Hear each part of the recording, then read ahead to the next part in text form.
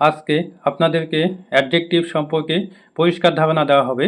যেসব শব্দ দ্বারা নাউন বা প্রোনাউনের দোষ, গুণ, অবস্থা, সংখ্যা, পরিমাণ ইত্যাদি বোঝানো হয় সেসব শব্দকে অ্যাডজেক্টিভ বলে। অথবা যেসব শব্দ নাউন বা প্রোনাউন সম্পর্কে অতিরিক্ত তথ্য প্রদান করে সেসব শব্দই হচ্ছে অ্যাডজেক্টিভ। যেমন তামিম ইজ হ্যান্ডসাম, তামিম সুদর্শন। তো দেখেন এ বাক্যে তামিম হচ্ছে নাউন এবং তামিমের গুণগান গাওয়ার জন্য এখানে হ্যান্ডসাম ব্যবহার করা হয়েছে। এখানে হ্যান্ডসাম হচ্ছে অ্যাডজেক্টিভ। শি ইজ নাইস, সে সুন্দরী। তো দেখেন শি হচ্ছে প্রোনাউন এবং প্রোনাউনের গুণগান গাওয়া হয়েছে নাইস দিয়ে। নাইস হচ্ছে অ্যাডজেক্টিভ। বানি ইজ আ রিচ ম্যান, বানি ধনী ব্যক্তি। তো দেখেন এই বাক্যে